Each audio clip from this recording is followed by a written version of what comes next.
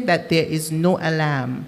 This means that it's not true when you hear people say that Social Security will be running out of funds or that we are unable to pay our obligations to the insured.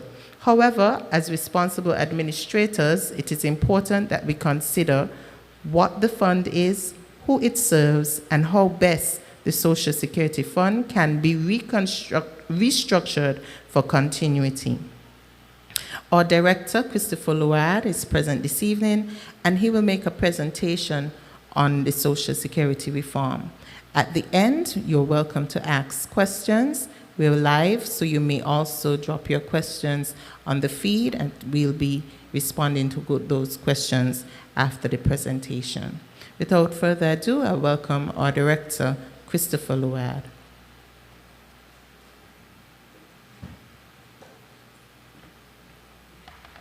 Thank you, Camila. Good evening.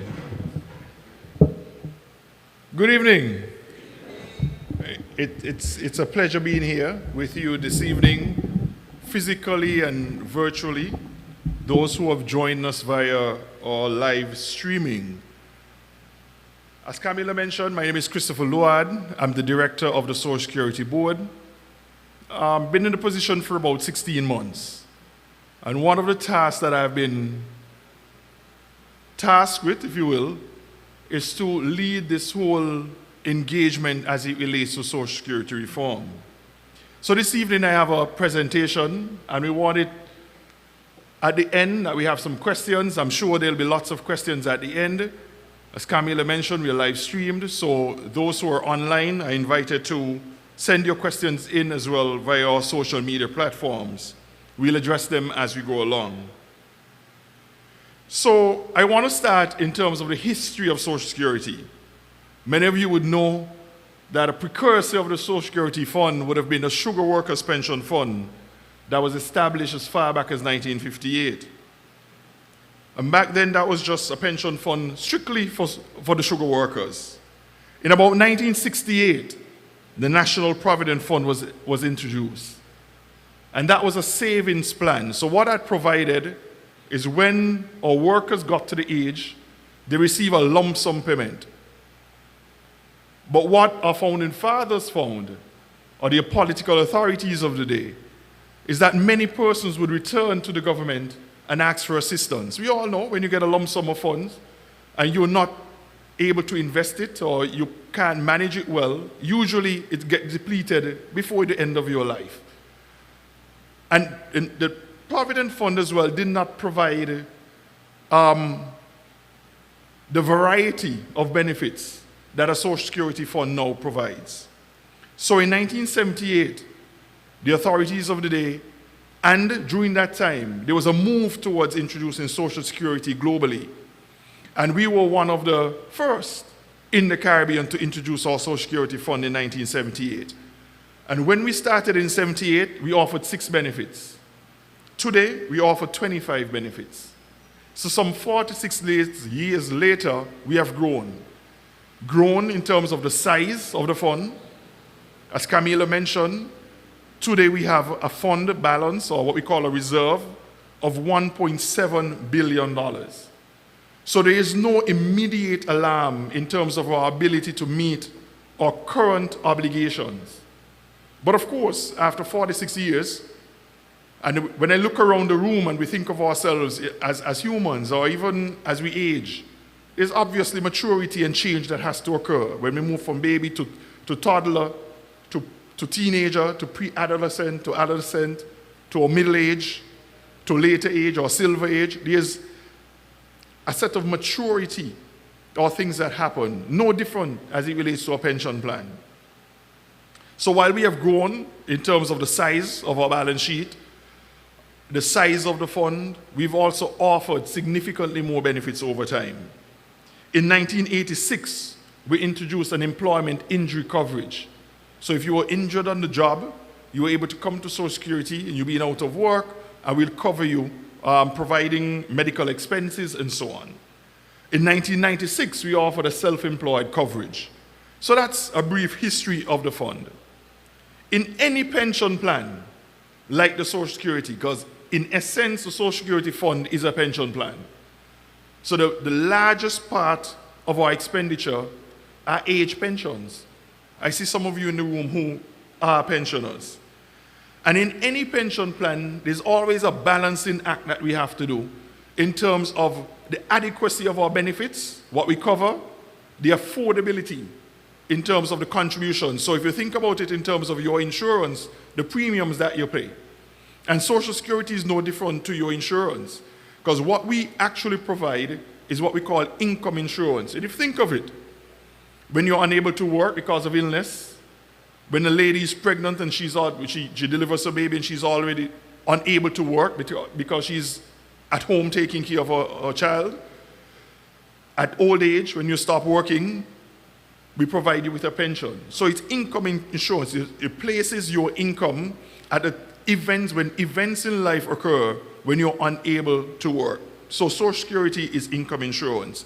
So a contribution affordability is what premiums do we charge, or as we call them in Social Security, a contribution rate. So many of you know who are employed that as an employee, you pay 5% of your wages. And your employer paid 6% of your wages. That's our contribution rate. So we often have to look at the affordability. What can we afford to pay in order to cover and take care of the benefits that we currently offer? And the third part of that is financial sustainability, exactly why we're here this evening. So we started 46 years ago with 6 benefits. We started with a contribution rate of 10%. In 1986, when we introduced employment injury, that contribution rate was increased by an additional 1%, so a total contribution rate of 11%. But when we look at what we take in terms of contribution income or income, and what we spend in terms of the benefits that we have to think about how long, because we really want Social Security to be around forever, in perpetuity. So not just 46 years, we were talking 50 years or more for another generation. So it's a balancing act.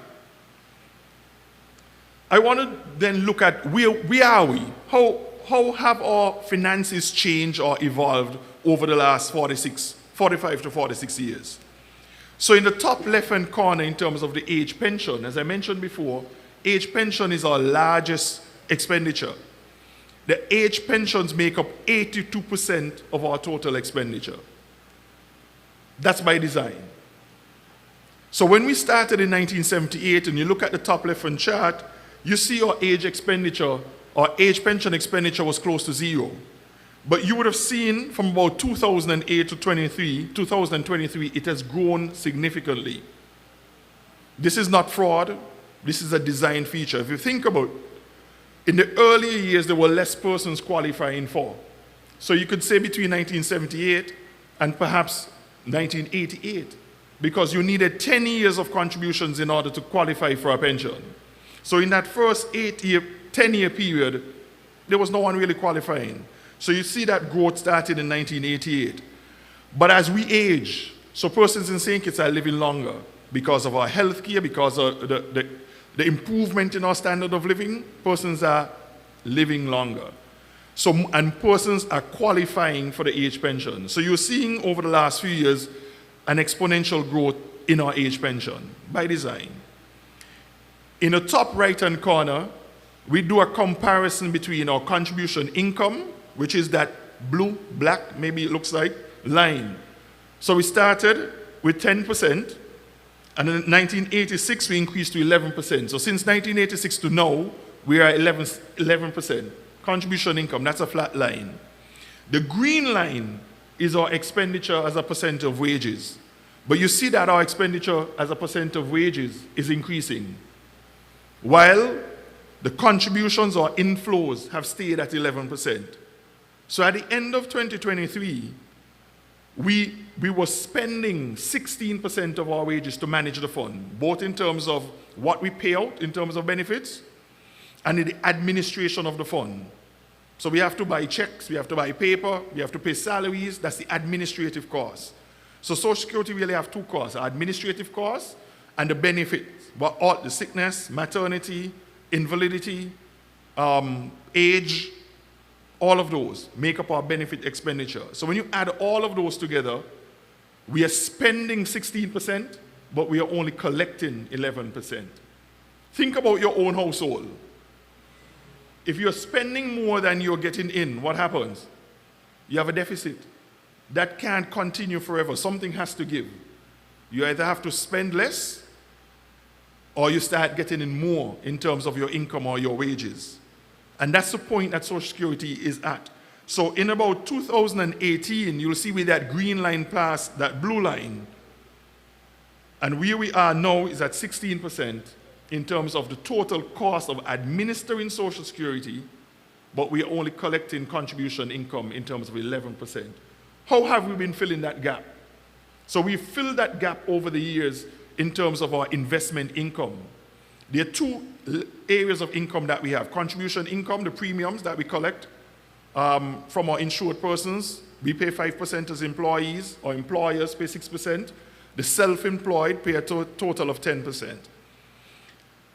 Where we've had that gap, we have had savings over the years. Remember I talked about that 1.7 billion. If you look in the bottom left, where you see total reserves of $1.7 billion, over the years, because we had surpluses, we were able to save, and through investments, grown that fund up to 1.7 billion. And the investment income is what has covered us within the last, let's say, 5 years, 2018 to 2023, to take care of that gap, where the 16% is more than the contribution income of 11%. You'll see in terms of the reserves, while our reserves have grown, in about 2018, it maxed. And we are seeing a slight downtick or downturn in our reserves. Why? Because we've had to take in order to cover that gap that you see in the top right-hand chart. And the bottom right-hand chart is just another way of showing it in terms of our reserve expenditure ratio. So our total reserves, in terms of that 1.7 billion, divided by our total expenses. So you see in the early days that was growing because our expenditures weren't as high and we had the savings. But in the last several years, 10 years or so, you're seeing that that's declining in the chart in the bottom right hand. Because our reserves aren't growing or keeping pace with our expenditure because of the age pension mainly. Our age pension, keep that in mind, our age pension represents 82% of our total expenditure. Every 3 years, by law, we have to conduct what we call an actuarial review. So the actuary is an expert in pension funds and in insurance, and he comes in and he looks at the demographic data. So how long we are living in terms of the census data, or income or wages, the economy of St. Kitts and Nevis, and he makes certain projections. So the last actuarial review was done in 2021 with data as at the end of 2020. And what did we find? The two main results from the actuarial review was that if we were to continue on the path that we're on, where we're spending more than we're earning, and no changes are made, our reserves will be depleted by 2040. And that's what the chart on the left shows. So our reserves will decline to the point that in 2040, there will be no more reserves. But Social Security will not go away, because legally we have an obligation to meet all of the promises, if you will, that we've made as it relates to benefit expenditure. So the funds will have to come from someplace. So the funds will come from increasing our contribution rate. So the chart on the right, so you see the same contribution rate of 11% where we are. We see the expenditure rate in terms of the green. And in 2040, if there are no changes, we continue doing exactly what we are doing now without having any reform and making changes to the parameters. In 2040, our estimate is that our contribution rate would need to increase to 28% in order to meet the obligations that we've made. So 11% where we are now, and if no changes are made, in 2040, with the depletion of the reserves, that 1.7 billion, we'll have to increase our contribution rate to 28% in order to meet our obligations. But that's not what we want, and that's why we're here this evening. This chart shows exactly it shows the same thing that I've described in another way. In the Social Security law, it says at any time if the Social Security is unable to meet its obligations, the government has to put the money in to meet the obligations. But if you think about it, where does government get revenue from? When government spends $1, it has to come from somewhere. It's taxes, you and me. We have to pay it. So if you look at this chart where we are now, and we start at 2020 from the last actuarial review, and the contribution income at the base of the chart, the pyramid, is in terms of what we collect, what I told you about. And the yellow is the investment income that we've been supplanting or supplying the contribution incomes with, or adding to the contribution incomes to meet our expenditures. So the top black line is the total expenditure. The green is our reserves.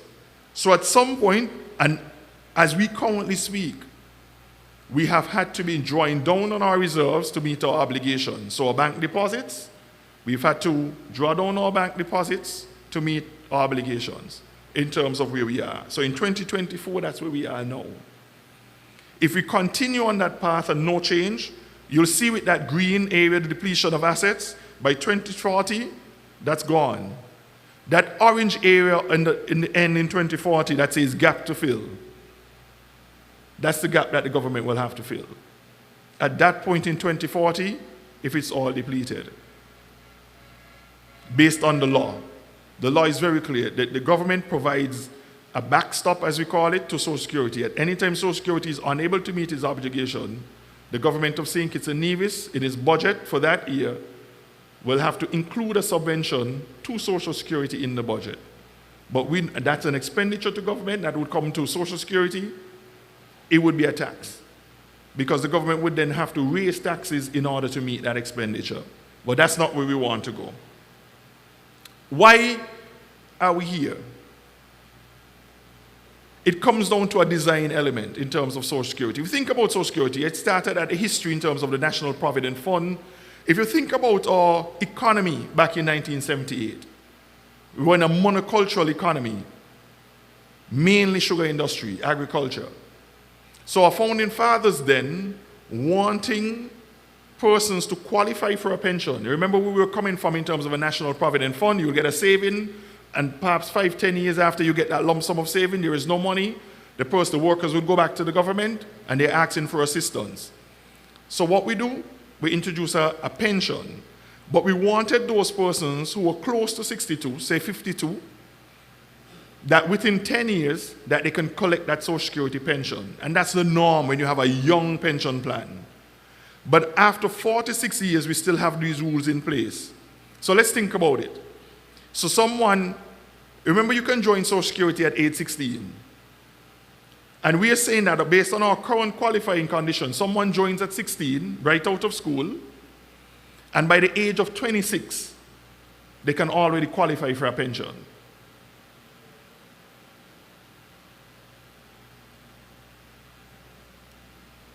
That design was necessarily back then when we had a young fund and we wanted persons. So we call it the design element was front loaded. You wanted the persons to qualify quickly. But after 46 years, there's no need for us to qualify after 10 years. Even if we increase that age a little bit higher. So let's say the person goes off to school and so on. They come back and they start the working life in St. Kitts at 25. Based on the current rules, by the time that person is 35, they've qualified for a pension. We have to think about the design elements. Is that too early? There are examples. We have a real case in Nevis where there's an expat who came and worked in financial services in Nevis, a British guy. And he came to St. Kitts in his older life. And after only working, and at 62 he retires, so he makes the 10 years of contribution. And he often says that he gets a very good pension in St. Kitts, having only worked in Nevis for 10 years compared to what he gets in England. So the slide says our Social Security pension is very generous based on the design elements. And it's an example that we present here in terms of looking at someone who only contributes 550 weeks. So in Social Security, we use 50 weeks as an approximate. We know there are 52 weeks in a year. But if you say 500 and you hear me, you have to work, you have to contribute for 500 contribution weeks in order to qualify. Slightly less than 10 years. But when we talk about it, we talk about 10 years. We know it's actually 10 years is 520, but so if you take someone who works for 550 weeks, roughly 11 years, they'll qualify at a 32% level. So they'll get back 32% of their income at that time. So we are saying that this person worked at that time, paid 11%. Their monthly pension would work out to about $1,326 per month. But let's look at what that person put, and this is an example, this is a real case.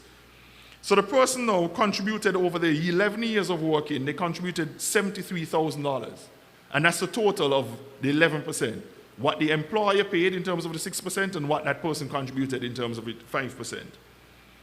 The annual pension, so we take the 1,326 and multiply by 12, we get 15,910. So what they're getting as a pension every year is $15,910. But if you look at it, they've contributed totally $73,000.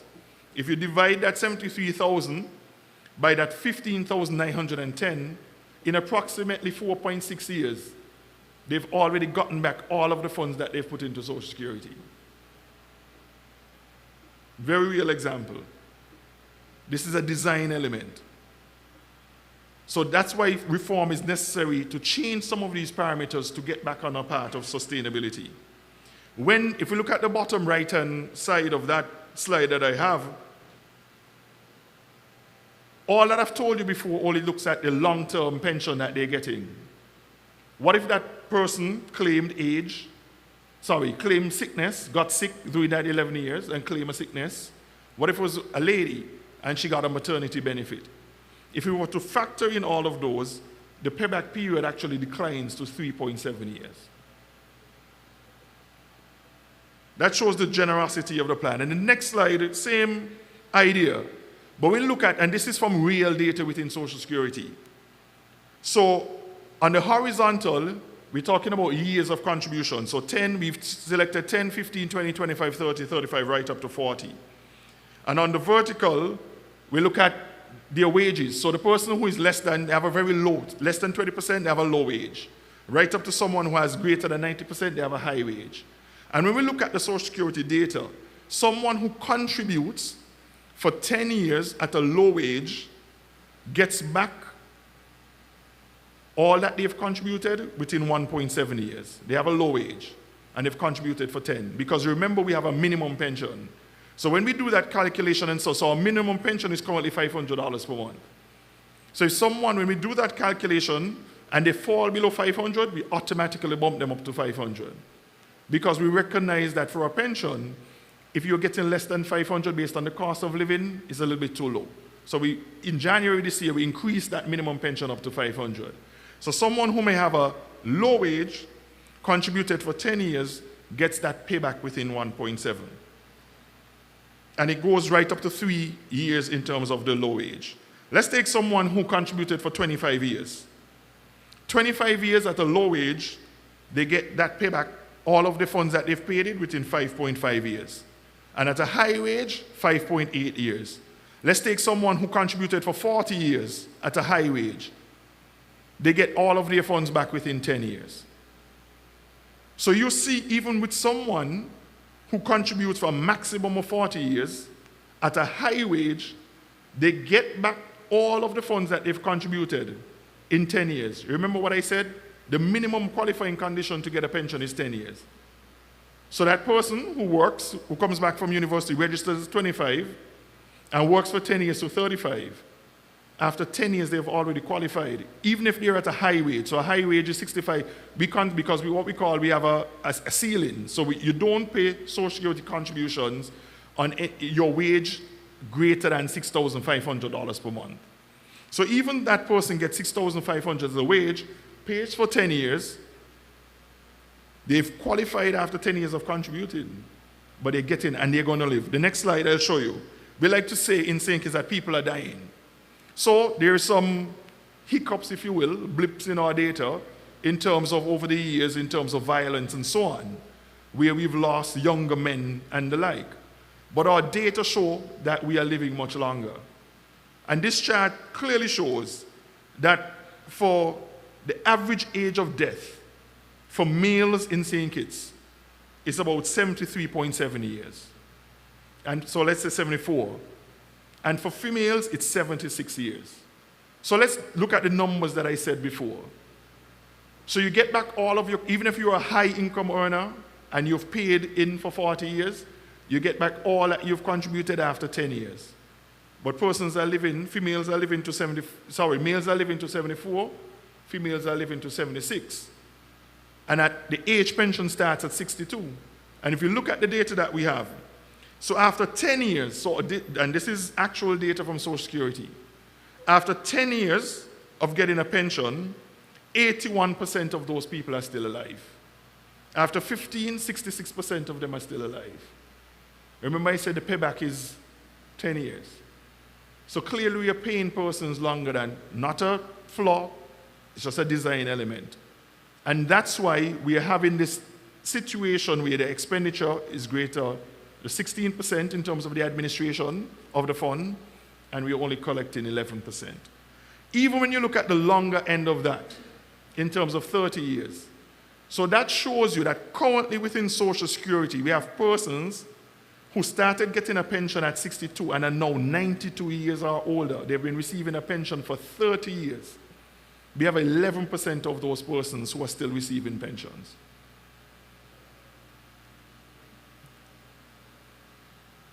So we are living longer. Our standards of living have increased. We are living longer. Persons are living. We have good health care and the like. So changes have to be made. How do we compare? How does St. Kitts and Nevis compare to the rest of the Caribbean? What's happening in St. Kitts and Nevis is not peculiar to St. Kitts and Nevis. Across the Caribbean, and in fact across the world, if you've paid attention within the last 5 years, you heard about pension reform in France, some of the European countries. The Americans always talk about their Social Security benefit. It's always a hot political issue. The elections are coming up. I'm sure you're going to hear about it on the campaign trail. So all countries go through this adjustment in terms of parametric reform. When we look at our contribution rates, where do we compare? So in the British Virgin Islands, they have a contribution rate, and there are only two countries, based on what I'm showing you here, that are less than St. Kitts and Nevis in terms of a contribution rate. In the BVI, they're at about 8.25%. But the BVI economy is a little bit different than they're very high income. The ceilings are much higher than ours, and their contribution income, they can get more based on volume in terms of the persons working there and the wages that they have. In St. Lucia, the rate is 10%. In St. Kitts and Nevis, we've been at 11% since 1986. In Anguilla, they were at they're about 10.75, and those charts, bars that I have in yellow, those are the countries that are going through reform and are increasing their contribution rate. So Anguilla is moving to 12%. Trinidad and Tobago is at 13%. Guyana is at 14%.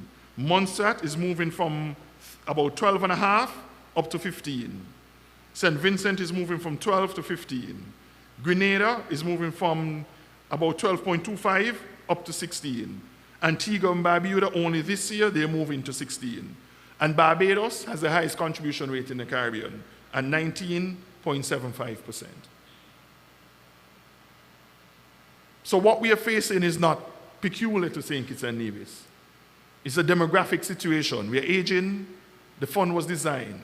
Many of these countries started reform many years ago. In St. Lucia did their reforms in 2005. I think many persons are old enough to remember that Social Security 19, 20 years ago we were talking about reform, but there were no changes. We are at the point that we need to make changes to ensure the sustainability of the fund. Also throughout the rest of the Caribbean, and in terms of, this is what I went through, but it also includes in terms of their pension age. So we know in St. Kitts our pension age is 62. In Grenada, they are moving to 65. In Barbados, they are moving to 68 by 2034. In Montserrat, they are already at 65. in terms of retirement tests, and we'll go into some of these, so I won't go into them here, but in terms of the number of weeks to qualify, remember I said it's 500 weeks, so 500 contribution weeks in St. Kitts? In Grenada, they are moving to 750. That equates to roughly 15 years. In St. Vincent, they are moving to 750, 15 years. Barbados, they're increasing to 750. So we see that there are changes across the Caribbean. There's nothing peculiar about St. Kitts and Nevis in this particular situation. All of our counterparts across the Caribbean, they have either already made changes or they're in the process of making changes. We can skip this. We can skip that one. So what are we trying to achieve? What are we trying to avoid? And what are we going to do? 3 questions. And I go back to the chart that I started with. It's about finding the right balance between the benefits that we offer, what we can afford to pay as a contribution, to ensure that Social Security is around for another generation or 2. Simple. If you think about your household, where you started, it's your income, your inflow, what you're getting in, and what's going out. Social Security is no different. So if I look at it in terms of a chart, remember I said the actuarial projections, or what he said, is that if no changes are taken, by 2040, we'll have no reserves. So what we're trying to do is to extend the life of the reserves. That's what we're trying to achieve, so that we have enough funds to meet our obligations without the government having to tax us to put the funds in. That's what we are trying to achieve. And we are trying to reduce our expenditure, our cost of administration, in order to do that. In any pension or any social security, to ensure long-term sustainability, there are 4 main ingredients. We have to have a healthy and growing economy. That's sort of outside the control of Social Security. So our governments have to create the environment so that the economies grow. We have to have foreign direct investment. Jobs must be created. More people working, and there's productivity, more contribution. If we could grow the number of persons who are contributing to Social Security, that helps. But some of those are outside of the country. A healthy, growing economy. Second, we must have good design. You've heard me talk tonight about the design and the design elements, and how our forefathers and our founding fathers created Social Security. It's not a hit, it's not a mistake. That's what was necessary for a young pension plan. We are saying after 45, 46 years, we have to change those design elements to deal with where we are in 2024. We must have effective and efficient administration system. That's us, internal in Social Security. In our 45th anniversary last year, we had a theme: transform, reform, thrive. So the reform is what we are dealing with now. But the transformation is internal. How can we do things better? How can we cut our costs, our administrative costs? How can we reduce our cost of paper? Instead of using so much paper, utilizing technology. How can we implement a new benefit administration system to make it much more efficient in terms of payment of benefits? So we have to look at the cost of doing business and reduce our cost of the administrative-wise, not on the benefit side. Because we've already made the promises in terms of pension, and we have to meet those. We can't now renege on those in terms of the person's pensions.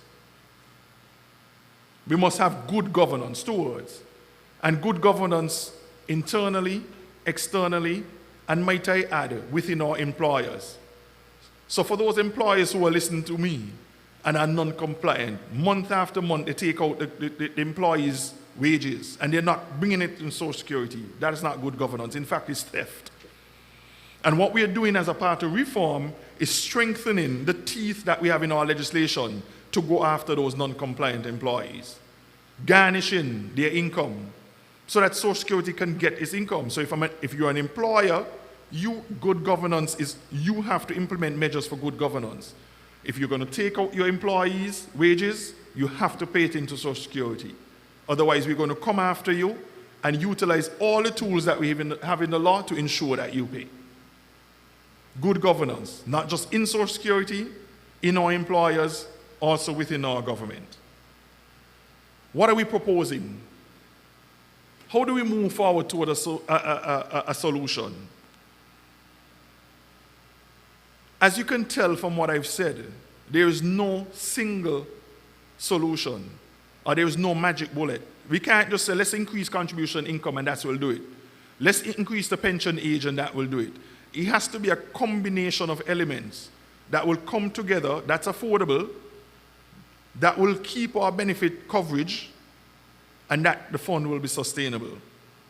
So it's easy. When you look at it, we have the revenue. We increase revenue in terms of our inflows. How do we increase revenue? I mentioned our contribution income. Do we increase our contribution rate from the 11% we are currently at?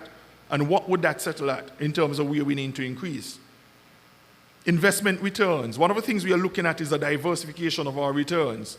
We've had several discussions with the minister and written policy positions in terms of what we need to do in terms of our investment returns. So currently the law speaks of that we can only invest 10% of our funds outside of St. Kitts and Nevis. While being good, it's written in the law. And there are certain inefficiencies even in terms of how we invest, so that we have to go to the minister and ask for approval for each incremental dollar. So even if we are below the 10% and we want to put $1 in a bank overseas or in investment grade fixed corporate paper or some treasury bill, we have to seek the approval of the minister. There are some logistical inefficiencies in that. The minister is a very prime minister, as you know. He's the minister of Social Security, minister of finance, has a very busy schedule. Investment opportunities, they come up today and tomorrow you lose them. We have an active investment management team, both internally and externally. So by the time you have to go to look for the minister to get that opportunity is gone. You might be looking for him Monday to get that approval, and you don't find him by the Friday, but that opportunity is gone by Wednesday. How can we improve our efficiency and diversify our income sources, our investment, in order to buffer and to support our contribution income? But investment returns alone will not do it. Government injection, and I have that there. But when you think about a government injection, it's going to come from you and me through taxes. On the other side, how do we reduce costs? Do we have a smaller average new pension? And every time I make this presentation, I have to caution and make sure everyone understands. We are not talking about changing the pensions for persons who are already receiving pensions. We will not reduce the pensions for those persons who are already receiving pensions. Any changes that are likely to be made are to the qualifying conditions for the persons who are to get pensions in the future. Can we start pensions later? So currently I talk about age 62, but when you look at what's happening across the Caribbean and the longevity, remember that chart I showed you about that we have 11% of the persons who are currently receiving pension have been receiving it for the last 30 years. Can we start the pension later instead of getting it at 62? Can you get it at 65, 67, 66, and transition?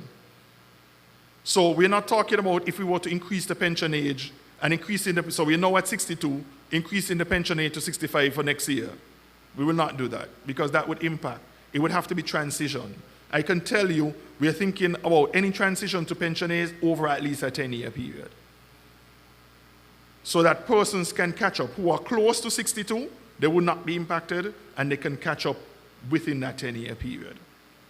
Can we increase the eligibility requirements? I gave you the example of that expat in Nevis, having only worked in St. Kitts for Nevis for a very short time and was able to qualify for a pension after 10 years.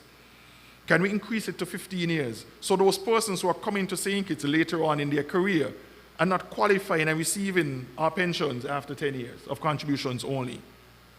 They wait a little bit longer. So the minimum qualifying, can we move to 15 years as opposed to 10 years? So these are some of the elements in terms of reforms. Increase, I mentioned these. So increase the pensionable age. One of the questions that we have to ask, do we stop at 62? Do we remain at 62 or do we increase to a higher age? Do we have an age? So currently we have what we call an age pension.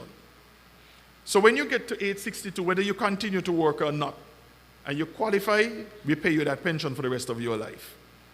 But what we found, that there are a number of, and I'm talking about high-income persons, so there are a number of low-income persons as well. But clearly we understand that there are some persons continue to work while receiving the pension because they have to, because of the obligations they have.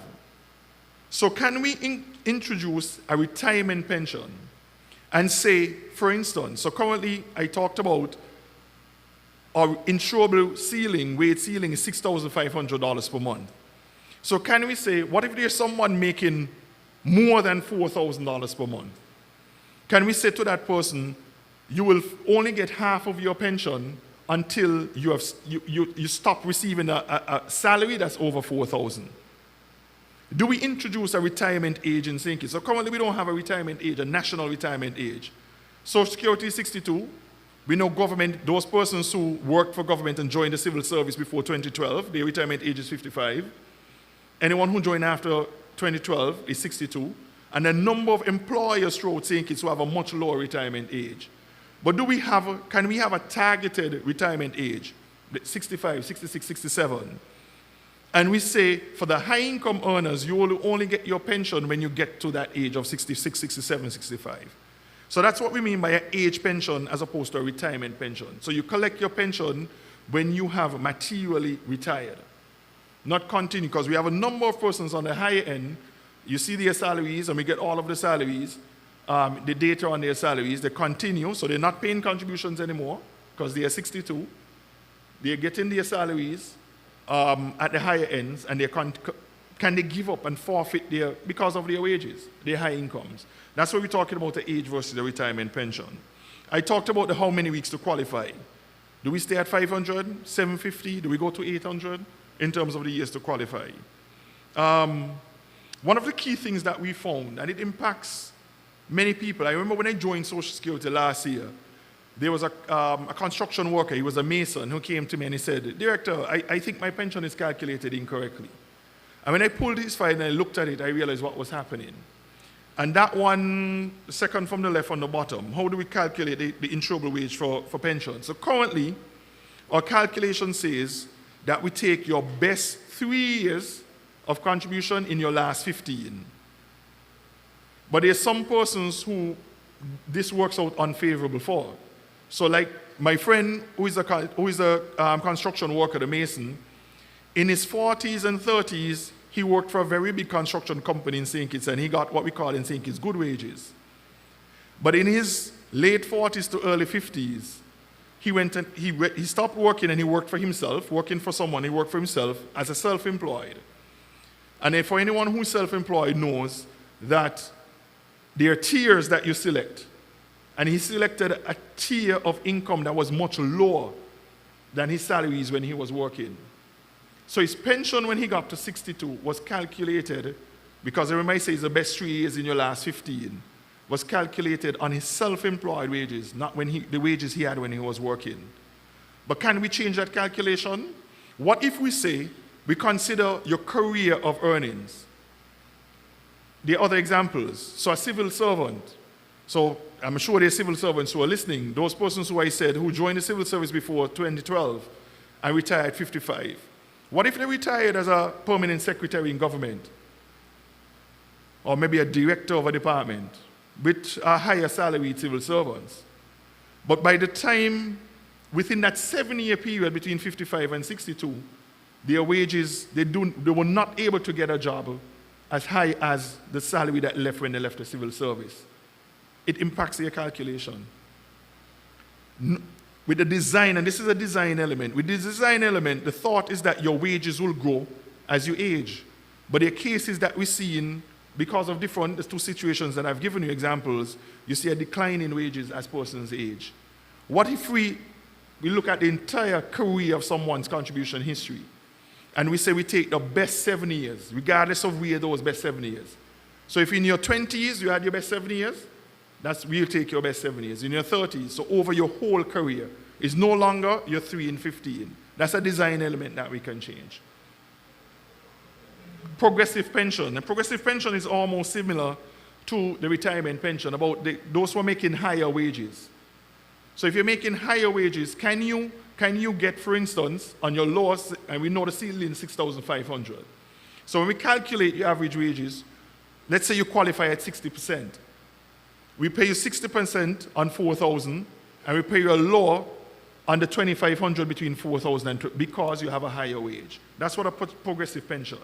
So it really impacts those that are higher earning in our society. And the last one in terms of I know this is the kicker, increasing the contribution rate. So we talk about 11%, that's what we're currently collecting in terms of contribution income, but our administrative expenditure is 16, and the cost of running the fund is 16. So clearly, there has to be a convergence between that 11 and 16%.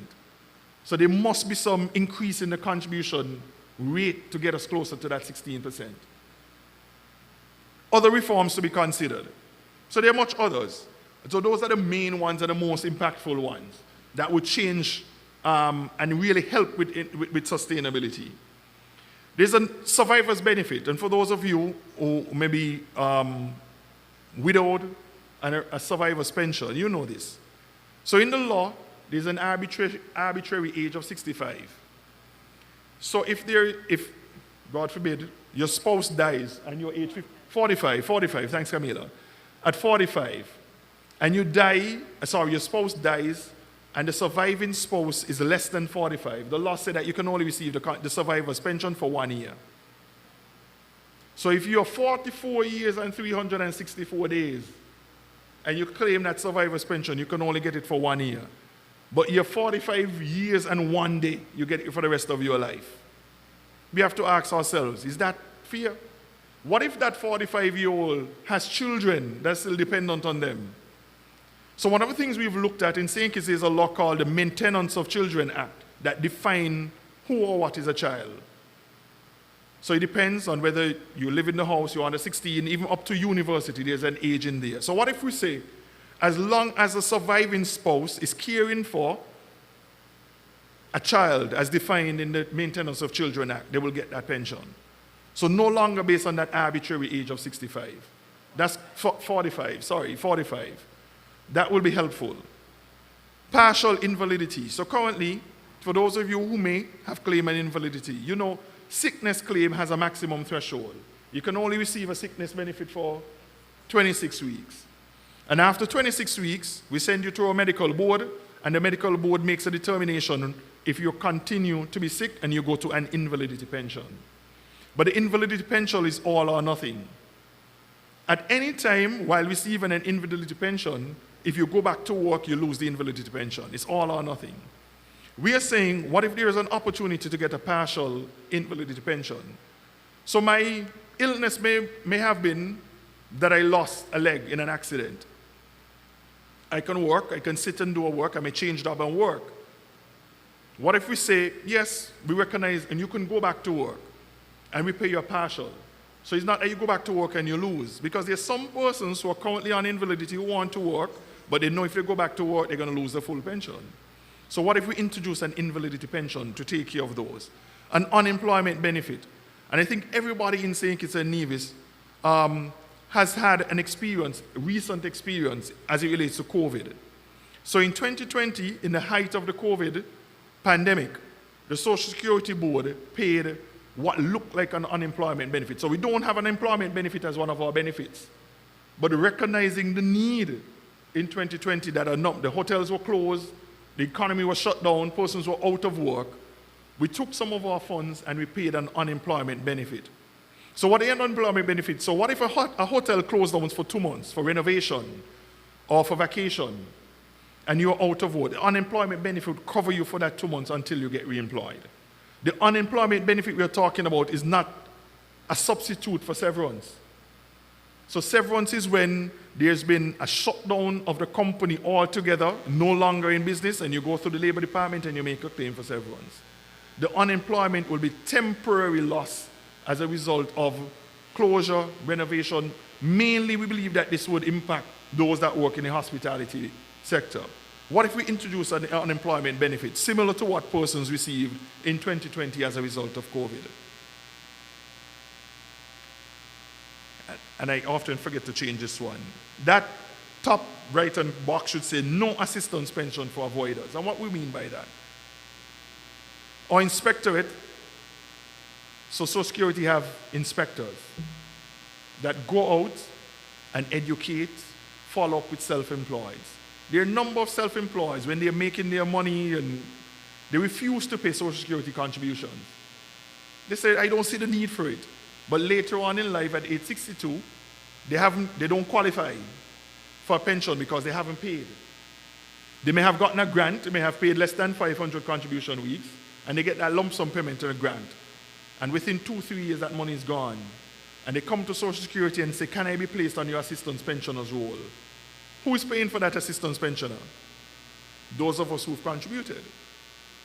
So do it be hard and fast and say, if we've educated a self-employed person about the benefits of Social Security, and we have all the documentary evidence that we've advocated for them to pay, when they get to that age, that we will not provide assistance. There are other avenues within government to provide assistance, the Ministry of Social Development and so on. But the Social Security, because you refuse to pay, you did not contribute, is it okay that those of us who contribute will take care of you when you had an opportunity to pay? Maternity duration. So currently, ladies who are off on maternity leave, we pay for 13 weeks.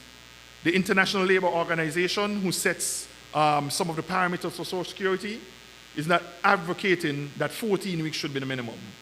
And when you look globally, some countries, Canada for instance, is 1 year. We're not proposing that we go to a year. Some of the European countries are longer than a year. But we are saying, can we increase what the leave for those ladies who are on maternity leave so they get 14 weeks at least? Similarly, paternity benefit. They're fathers. Fathers are becoming more involved in their children's lives. Do they need paternity leave in the early part of to stay and bond with their children?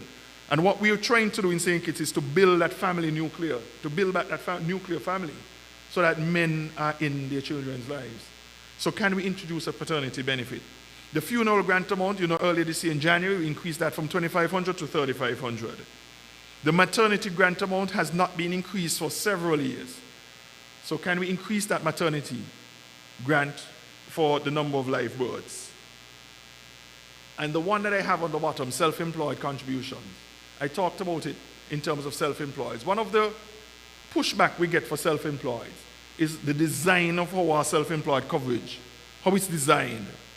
So we have, and unfortunately, when designed in 1996, it mimicked in a way those persons who were employed. So you select a wage category and you pay 10%. But we all know that many people who work in self-employed, their work is seasonal. Let's take a taxi driver. We know that the tourism season is from about November, let's say, to about March. And during that time, there are many cruise ships that are coming in, making calls every day. And the taxi drivers, they are making money. But during the lean months, the summer months, such as this, they may not be able to pay at that same level that they were paying between November and March. What if we were to say, pay your contributions during the months when you have the influx and you have a surplus of funds, and we apportion that throughout the year, and what you pay in 2024 will determine what benefits you qualify for in 2025. So we will no longer say when you're unable to pay in July and August that you're non-compliant. We'll take the months when you're able to, in terms of the high season for tourism, and similarly for construction as well. But we are trying to design our self-employed coverage to make it a bit more flexible, to make it more attractive for the self-employed, and for us to avoid that top right and green in terms of saying no assistance for self-employed persons who run away and avoid. I'm coming on my last slide, and I end where I started. Good design requires a sweet spot between the three conflicting priorities: the contribution rate, the pension, because again, we target the pension because it's our largest expenditure, represents 82% of our total expenditure, all of the other benefits that I mentioned in terms of benefit adequacy. And one key point here in terms of funding, I mentioned it earlier. St. Kitts and Nevis has not made any changes to their Social Security over its 46 years, except for the introduction of employment injury in 1986 when we increased the contribution rate by 1 percentage point. All of the countries across the Caribbean have had changes. But we have been talking about Social Security reform for at least 20 years. What if we were to put in our legislation some what we call automatic triggers? So for instance, if I go back to that whole conversation about the cost of running Social Security 16% and the contribution income of, the contribution rate of 11%. So the whole idea is that you target. So we set a target, let's say we set a target of 16% in terms of contribution rate. And when we see that there is deviation from that target or that path that we set, there are automatic adjustments in the system that allows us to make the changes without having to have a legislative amendment. And that delay that we've had over the last 20 years. Because I can tell you, if changes were made 10 years ago, we would not have been in the situation we are in now. So there is opportunity for us to introduce some automatic triggers in our legislation where we set a path, a course, this is where we want to be. And when there is deviation from that path, say 2-3 years, we know that this is what we have to do to bring us back to that path of sustainability. Ladies and gentlemen, thank you very much for listening.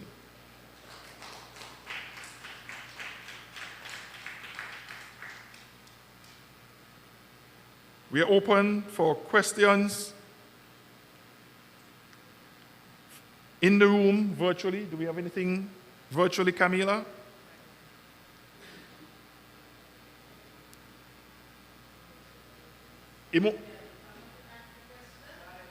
No, go ahead and ask. You don't have to be on the camera. They'll hear your voice. You don't have to be on camera.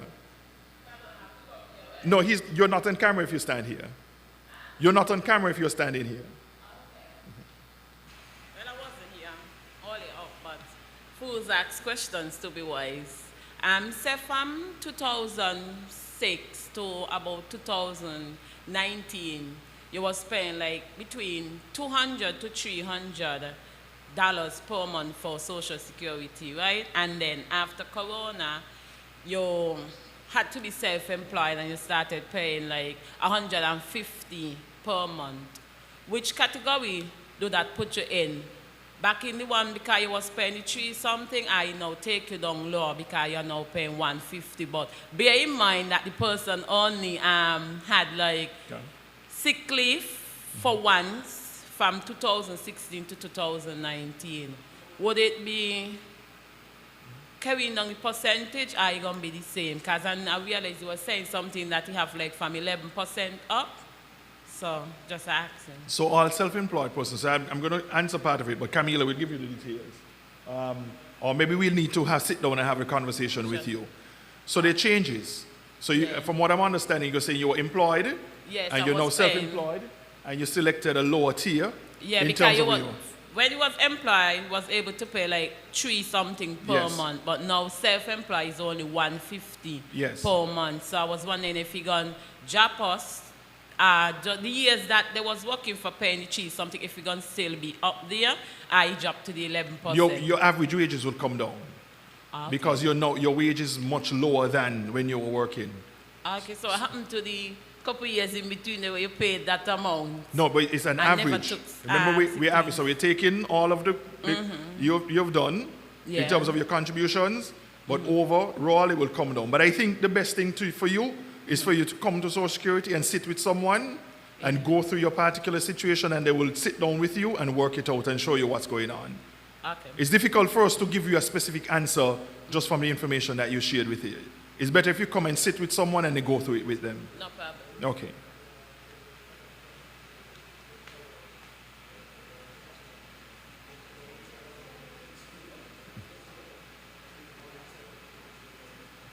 This question is from our online platform.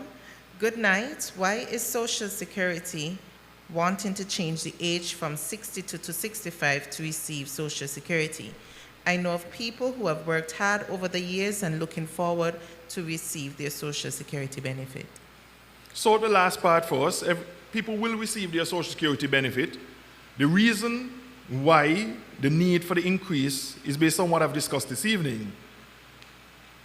Based on the design element and where Social Security is now, there is a need for us to increase that age to ensure that Social Security will be around for another generation. So yes, you've worked hard, and we're not saying that you will not receive but it's a delay in receiving. So if you're, and it all depends on your age, it all depends on your own personal situation. So the reason for the change and the design is based on where Social Security is now. We are spending more than is coming in, and there are changes that need to be made in order to ensure that we have a Social Security 50, 60, 70 years from now. Thank you, Director. Here's another one.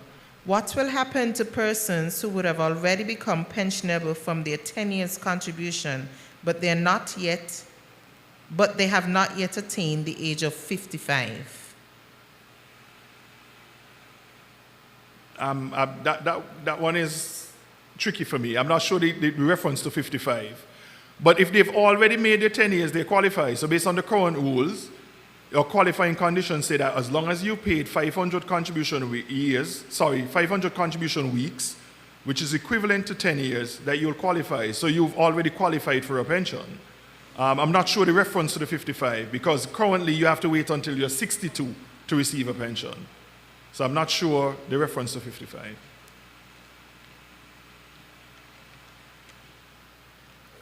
Good night, Mr. Director.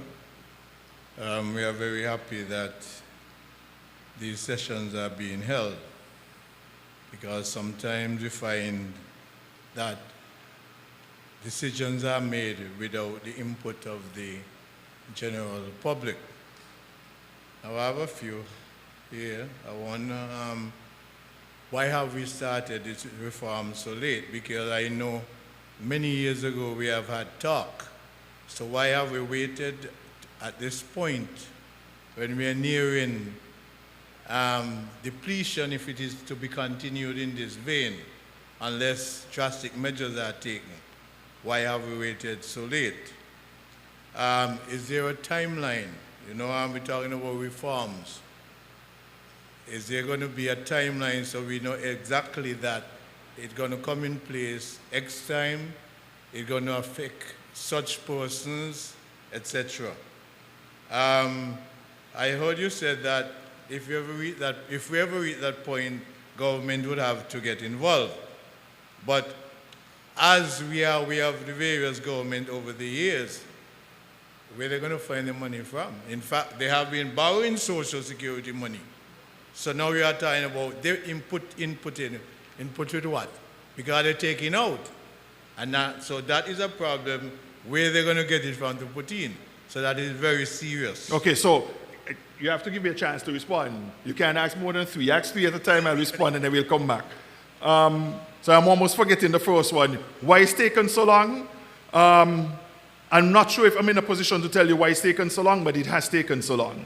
I think you touched on it, and that's why we are advocating for what we call automatic triggers, because all of these decisions about to act are left up to parliamentarians. The changes in the law that have to be made, and it's left up to parliamentarians, the politicians, if you will. So that's my answer to the first one, why it's taken so long. I'm not in a position to say why it's taken so long. There's been successful different administrations over the years that have not acted. The second question related to, remind me. Or timelines, yes. So we are looking at making changes perhaps as early as 2025, but different changes, and that's why we are having these conversations now, so that they would inform. So clearly we have ideas, and we've sat down with the actuary in terms of what needs to be done, and that's why we are coming to the community, and we're doing all of these engagements to hear from you. So perhaps as early as next year, there may be some changes. Third, in terms of, so I said it before, where is the government going to get the money from? Clearly through taxation. Government funds are through taxation. It's going to come from me and you. We can't be oblivious to that. But I want to touch on something that you said, because I think there's a bit of confusion, if you will. And I hear this many times. And it may be a long answer, but I have to answer carefully and ensure that it's well understood. You often hear this point about government taking money out of Social Security. And we have to be careful with that. From where I sit, Social Security lends money to government causes. So whether statutory corporations or government borrows from. Any pension plan, so whether public or private, if you think about Social Security is the largest vehicle of savings in St. Kitts and Nevis. $1.7 billion. What do we do with $1.7 billion except save and invest? Lend or invest. So you lend to government, and every time government has, as people say, taken out, but I like to say borrowed. So whether government or statutory corporate, they borrow at an interest rate. So they have to pay back those loans. And from where is it? No. Every loan, barring one, on our books, the government and the statutory corporations are paying the loans according to the terms of the loan. It's an investment. It's a loan it's a way for us to get income. We make millions of dollars from these loans. No different to a bank. Barring one loan that's on our book that's not being paid according to how it should be. So we have to be careful. It's the biggest mobilization of so if you take any pension fund, even private pension plans. So even here in St. Kitts, are employers that have pension plans. They invest in government securities, they invest in treasury bills, they invest in bonds, they lend to the government the same way. But I think there's a misunderstanding when we say we give. They are loans with terms of repayment with interest rate from which Social Security makes significant investment income from these arrangements. So it's not a giving and not being paid back. I think the gentleman had more questions, and I'm going to come to the lady in the back. Yeah, I'm happy that you clear up with that, because the general perception is that there are situations that money is borrowed and not being paid back. So I'm glad you clear up the year. Can we say that bad investments have been made? For example, we know that building houses, for example, and then the owners have not been paying back. So then, in my view, that's a bad investment. Or measures need to be put in place so that the money can be retrieved. How do you deal with employers? Employers who tell the employer not to take out the money. So they're getting all the money, but then later on, because I have a problem, I believe in helping. Mm-hmm. I believe you should help the less fortunate. But when one is intentional, that's a different matter. So should one decide that they're not going to be paying into the scheme, but then when hard times come, they run and come, and whosoever will may come? Do we go to that level? And the final question, should we have a different, because you alluded to the fact that the minister, the prime minister, and not just this present prime minister, but all the prime ministers have been the ministers of Social Security. You said there's a difficulty sometimes because they are so busy. Why is it that they cannot look at the situation that the prime minister does not take that portfolio? So somebody with less portfolios be given that role so that he or she can be available when and if. That is an option. Sure, so I deal with the last one. So that's entirely up to the Prime Minister and his cabinet in terms of the assignment of... well, and I'm sure they're listening. They pay attention, they're listening. But that's entirely up to the cabinet of ministers. And note, I didn't say that has always been the case where the Prime Minister is the Minister of Social Security. We have the case now. That's his prerogative to take that particular portfolio. But your point is valid in terms of the availability, but it comes down to how the fund is run. And I was speaking specifically about investment and investment opportunities. So there's some changes that has to be made, we're advocating for in the fund that would allow us more flexibility in terms of the investment management and so on of the fund. Remind me of your first question.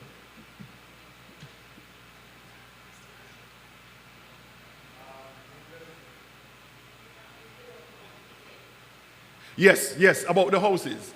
So Social Security, and I'm my investment manager, but I haven't seen a case where Social Security has lent any individual for a loan.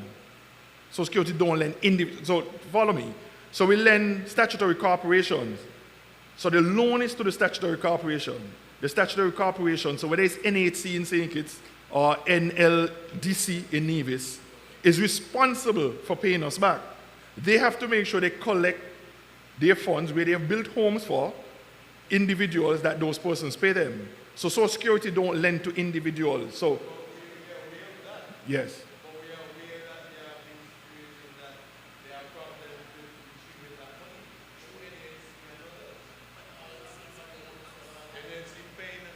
Yes. Yes. Yes. There's a lot of misinformation on the street. There's a lot of misinformation.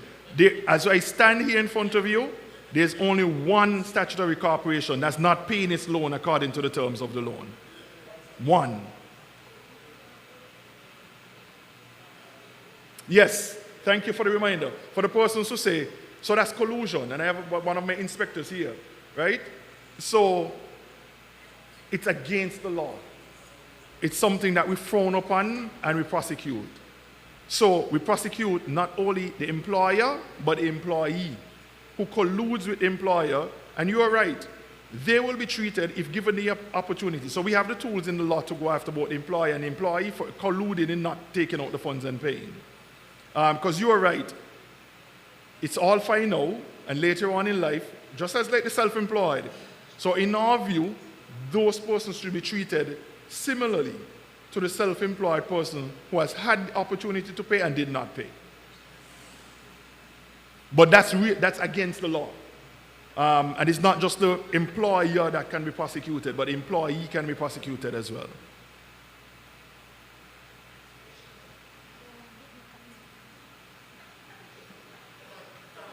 Come. Yes, good night. My question is, the monies that Social Security lends out to the statutory bodies, when they get it back, do they collect interest? Yes. So who the interest goes to?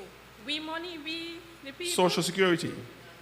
So if we lend $100 and we charge them 1%, they have to pay us $101 back. So, and it comes to Social Security. That's part of our investment income. So that $1 is our investment income. so we getting any percentage of it? Who? We. Not directly, indirectly. That's what covers all the benefits. So when you're sick, that's how you get that. If you have a child, your maternity, when you get to age pension. So you get it in, you're not getting it directly, you're getting it indirectly in terms of the benefits that we offer. I want it directly. You want it directly? Well, you're talking about a bank. Social Security is not a bank. I have another, well, not a question, but maybe a comment. We looking forward to it 62 to collect our Social Security, right? So you're telling me now that the goalpost is likely to move to 65, and let's say I pass, God forbid, before that time, 65, we're done with 62. So nothing going to my family, nothing, nobody? So that's a two-part answer. So even now, if you pass before 62, is what we call survival. So if you have a surviving spouse or partner, if you have children, even a parent that you support. So if that parent is above age 62, and they're currently not receiving anything from Social Security in terms of their own pension, and you pass away, your parent can get a survivor's pension. So you can go to your spouse or partner, surviving spouse or partner, children, or the parent. So currently that's already in place in terms of 62. So I said there's a two-part question. The other part of it, so if we were to increase the age from 62, let's say to 65,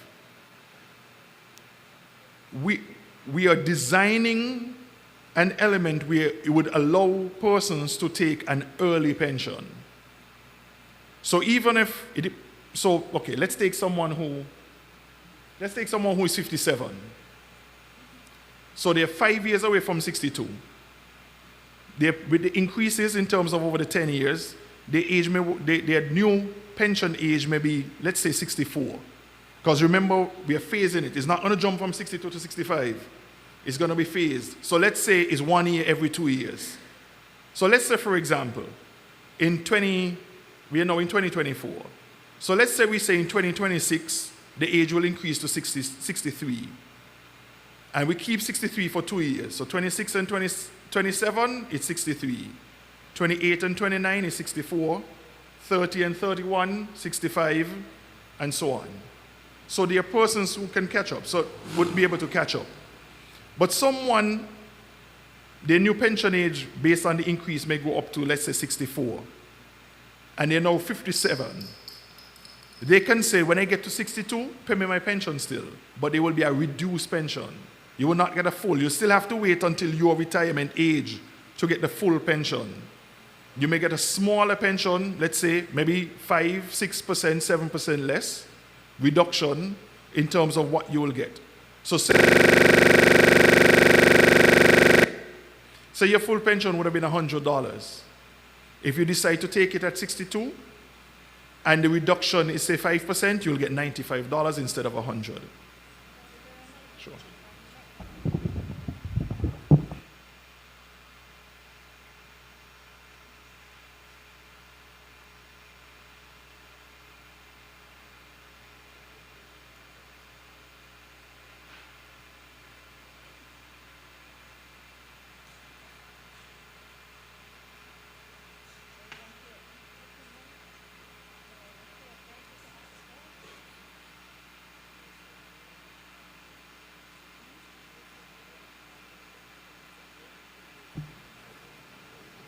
Thank you. Mr. Director, I'm Caesar. I'm so pleased that you have created a platform where you can be informed about the regulations and so on about Social Security, because many of us here, and maybe I'm so disappointed that more people have not turned up, because a lot of us don't know, so much about Social Security and what to expect.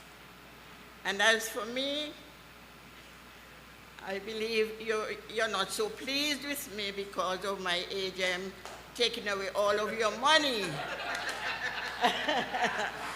Right? No, not at all. Please, no, you're not taking it. You've earned it. You've worked, you've contributed as a worker to the economy of St. Kitts, and you've earned it. I believe I have gotten more than I have contributed according to what you spoke about this evening. Yes. But I said that to say this because I was thinking, I can't recall when, Social Security, we have gotten an increase in Social Security, but for what I have heard tonight, because we are getting more than we put in. But I was thinking about the cost of living index and whether we should not get an increase because of the cost of living, but I have to close my mouth for what I've heard tonight. Thank you very much. So thank you, Ms. Caesar. So pensioners last got an increase in January 2020. So over the years, 2020. January 2020 was the last increase. Just before COVID, pensioners got an increase. And there have been increases over the 46 years. So even you start at one, then be one amount over time based on cost of living adjustments. The thing is, the cost of living adjustments are not automatic. So in some countries, they have what they call automatic cost of living adjustments. So based on what inflation and the cost of living, the pensions increase accordingly. But we don't have that. So like everything else, it comes down to a decision at the time in terms of increasing pension. But the last pension increase was in January 2020. Would you like to put that in your report? We're good. It's one of the ideas. My colleagues will take that as a recommendation in terms of automatic increases in pensions. And you're right, the actuary has advocated for automatic increases. But the implications for that, of course, in terms of increasing pensions automatically. Good evening, Mr. Director. I want to say I'm very impressed with you, with your presentation in particular. Ms. Caesar apparently was listening to my mind in relation to what she just said. But you did an excellent job, but I am very disappointed. Very disappointed when I look in the church hall, especially the youths. I was expecting the young people in particular, because I am 53 going on to 54, and based on your calculation, I think I'm in, once God give me good life, I am in good standing. But the young people, somewhere along the line, I don't understand the interest of the young people, because I was expecting a lot more young people to come and listen what is about to happen. Because they have this tendency to don't come to a forum like these, and then when they hear things, they put a spin to it, not coming and listening from the person who are in the know-how and those kind of things. So I want to congratulate the Social Security Board for a job well done. I don't know how, where else you are going to go in St. Kitts and Nevis in relation to this. But for me, the concern is about the changes that to come, and people have to think seriously, because I remember in COVID, a lot of persons, especially who was self-employed, they end up in a lot of problems because of the same thing you alluded to, in terms of thinking Social Security as a joke and not contributing, and then when COVID came, then they realized they was in serious, serious problems.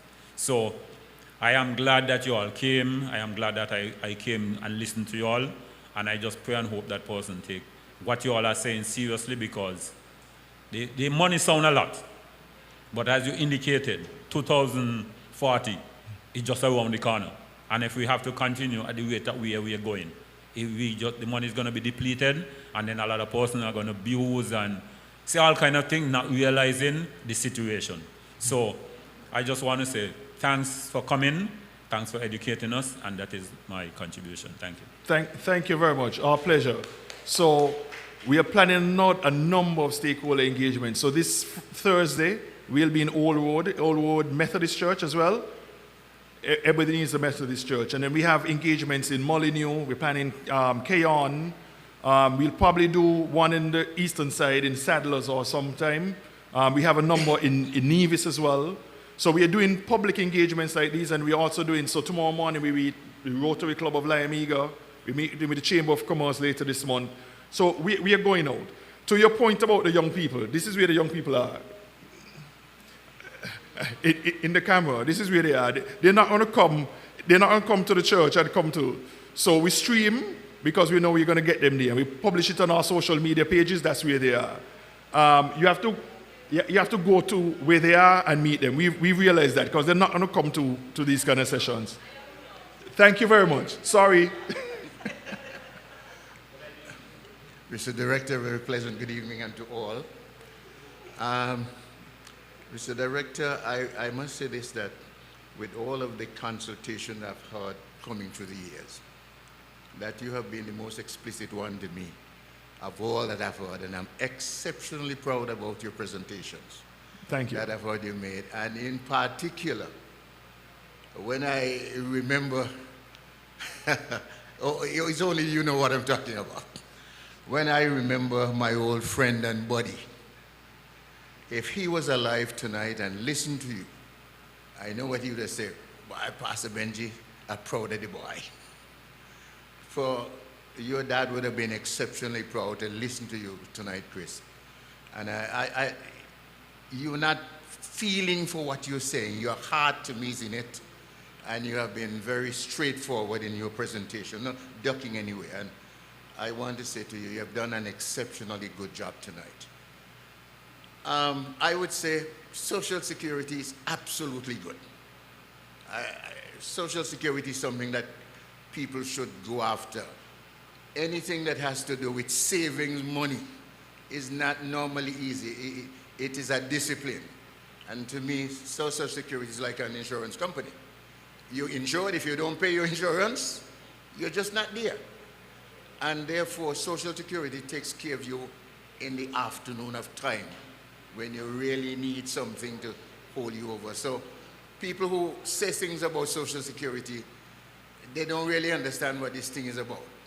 And it's a good thing to come to things like these. And what my friend over there said, Lestin and Mrs. Caesar, so on, I had the same feeling. If it was a political thing tonight, this place would have been full. But when it comes to things that is like these, people would have their waste time. I want to get one thing, and I've said this through the years. This is my third time. I'm glad I hear you say this tonight. There's something that always tickled me, and I've spoken to it about 3 times before. And it has to do with husbands who died and their wives is under 45. I've said this about 3 times. I tackled this lady on it. She was on the program. Because I don't believe it is right. Here is a man who is contributing to the scheme. He dies. Leave his wife. She's in her middle 40s or wherever. And Social Security is going to say, well, no, after you get that 1 year or whatever time, done with you. I have said it openly that Social Security is telling the lady what she must do in order to live and make money without being understanding and say, listen, this is our responsibility. So when you touch this tonight, you touch something that I have been very concerned about, and I'm glad. Please push it, because none of us, it seems like the young people are dying faster than the older ones now. So please push it, because it's fair.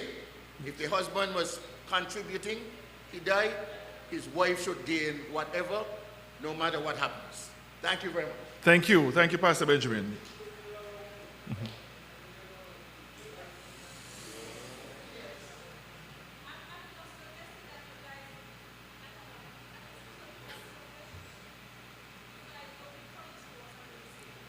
To the police force and do the same.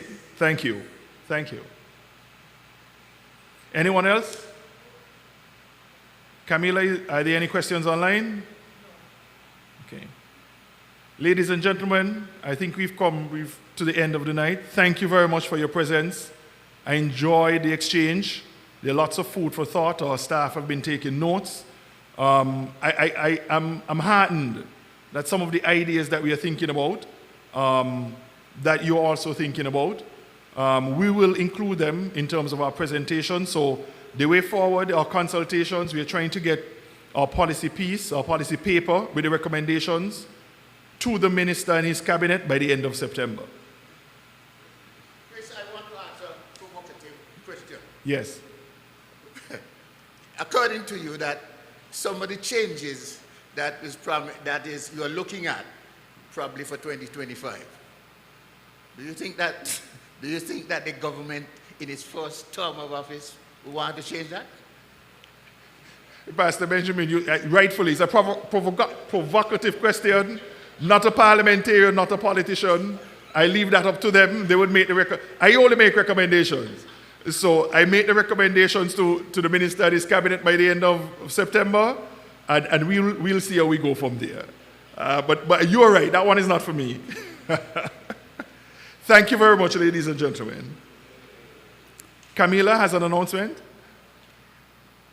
I just want to publicly put on record our appreciation to the church at the Emmanuel Methodist Church for allowing us to use their facilities. We appreciate the gesture and the community effort.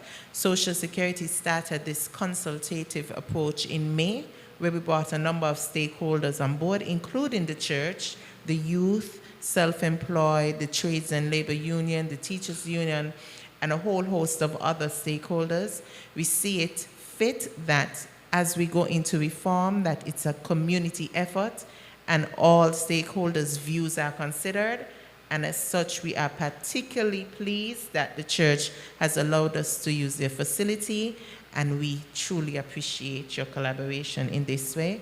I acknowledge also our board member, Ms. Blake, thank you for being here. We acknowledge also those online. We thank you for your participation. We will be at the Old Road Ebenezer Methodist Church on Thursday. And as you heard the director said, that we'll be out throughout the communities, St. Kitts and Nevis, or radio programs, TV programs, or engagements. Who knows, you may just see us in the supermarket one Saturday, taking your views on Social Security reform. Until next time, we thank you for your presence, and we look forward for you working with us as we transform, reform, thrive to keep Social Security alive. Good night, and thank you.